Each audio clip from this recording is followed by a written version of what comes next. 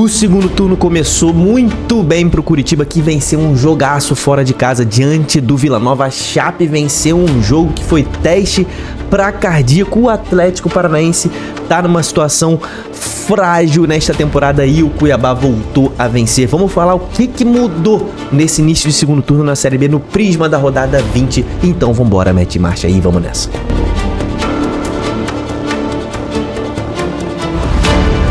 Fala, torcedores e torcedoras fanáticas e fanáticos, eu sou o Diogo Cunha.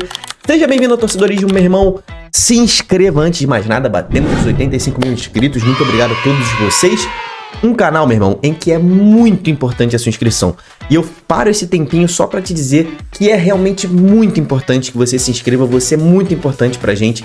Então, clica no botão inscreva-se e venha fazer parte da nossa família aí. Temos vídeos todos os dias e lives todas as noites. Então hoje vamos falar da 20ª rodada da Série B. É o prisma da rodada, vamos falar de todos os jogos, de todos os times. Vamos começar sem enrolação falando do Amazonas na ordem alfabética. O Amazonas que conseguiu o empate diante do Goiás. Ótimo jogo do Amazonas, tá? Começou muito bem o segundo turno, apesar de estar precisando vencer para escapar da zona do rebaixamento.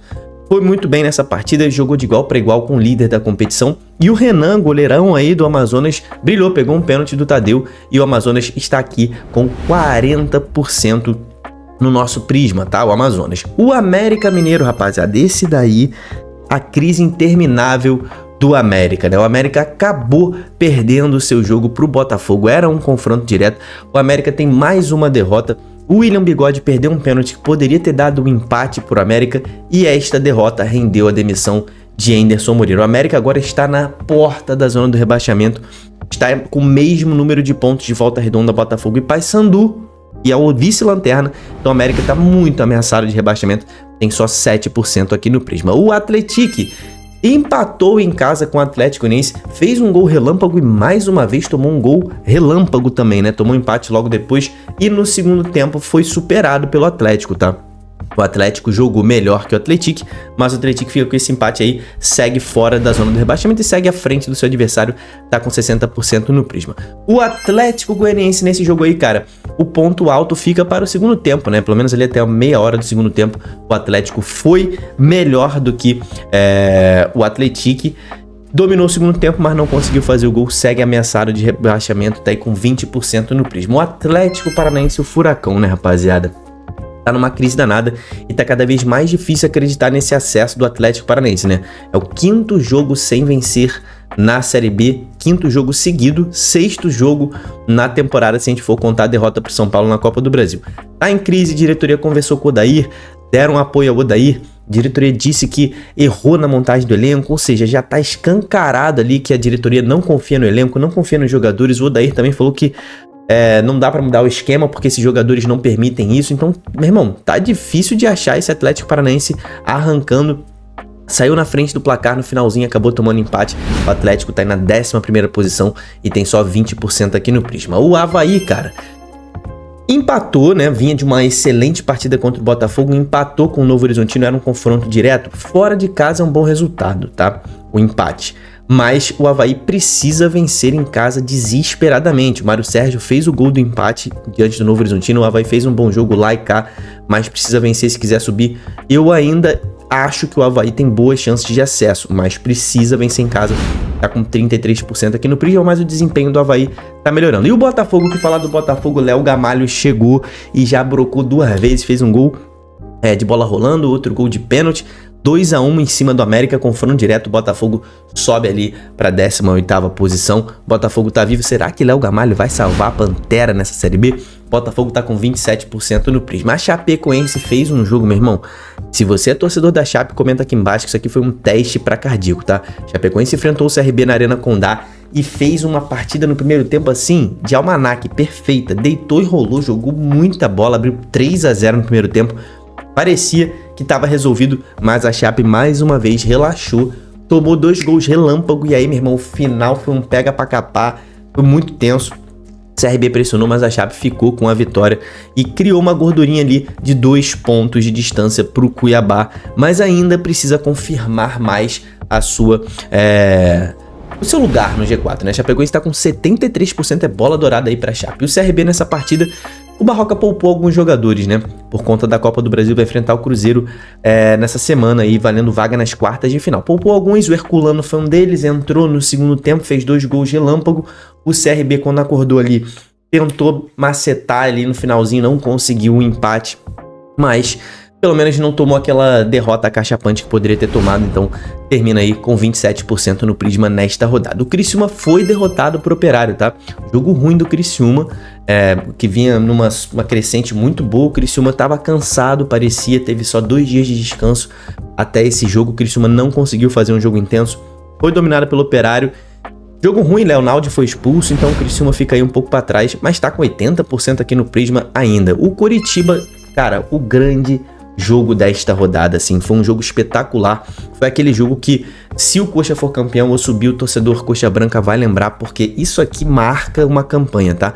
O Coxa, com um jogador a menos desde o primeiro tempo, tá? Felipe Machado foi expulso no primeiro tempo. O Coxa ainda assim buscou o segundo gol, que foi o gol da vitória, no primeiro tempo ainda. E o segundo tempo inteiro passou com um jogador a menos e se defendeu muito bem, deu poucas chances ao Vila Nova.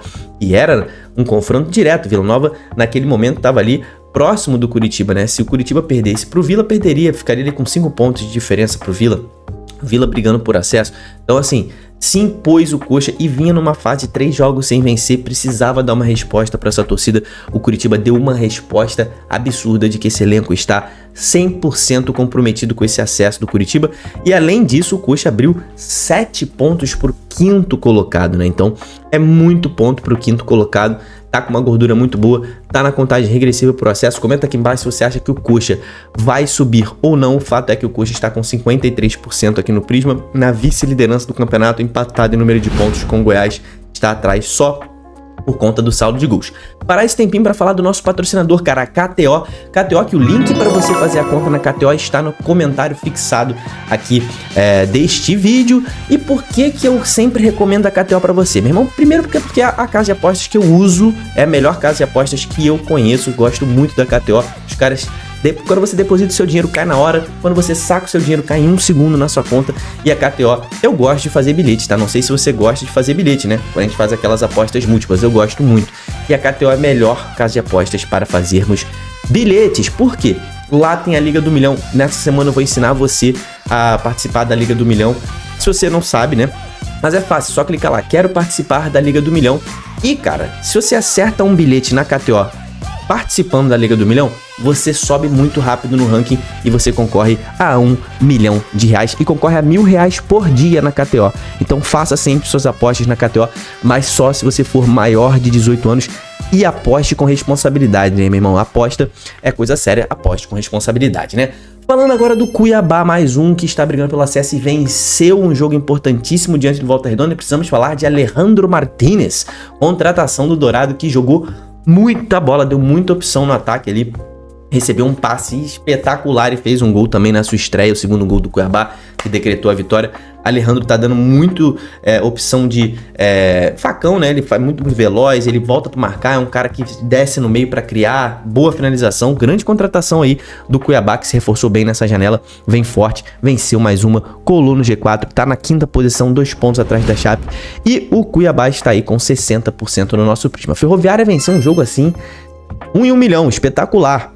Era completamente não favorito contra o Remo no Mangueirão e jogou muito bem. Ferroviária, Ronaldo voltou a marcar, né? Ele que era muito vaiado pelo torcedor da Ferrinha, voltou a marcar. O Ronaldo tá aí tentando salvar a Ferroviária da zona do rebaixamento. Tirou, inclusive, a Ferroviária da zona do rebaixamento, essa vitória espetacular diante do Remo. 33% aqui no Prisma, mas a Ferrinha tá fora da zona. O Goiás, cara, acabou empatando um jogo. O Goiás tá caindo um pouco de produção, né? Mas é normal oscilar assim. Ainda acredito no Goiás se classificando para a Série A. O Goiás começou bem, aí o Tadeu perdeu um pênalti, aí, cara, outro pênalti que o Tadeu perdeu, 2 rodadas seguidas, mas ainda assim Anselmo Ramon fez o segundo gol. Saiu na frente do Goiás de novo. Mas tomou o empate e terminou mal o jogo. O Amazonas terminou melhor do que o Goiás o jogo. Isso que é preocupante, tá? O Goiás tem um jogo importantíssimo contra o Operário na próxima rodada. Ainda é líder, tá com 53% aqui no Prisma. O Novo Horizontino parece que tá caindo de produção. Muito pouco desempenho do Novo Horizontino dentre os times que estão lá no alto. É o que tá jogando pior. Então o Novo Horizontino, se não mudar, em breve deve cair na tabela. Está aqui com 53%, empatou com o Avaí em casa. O Operário jogou muita bola. Olha o alexismo, Alex, treinador do Operário, botou o Criciúma na roda, pressionou muito o Criciúma, 65% de posse de bola pro Fantasma, 14 finalizações e só cedeu 6 finalizações pro Criciúma.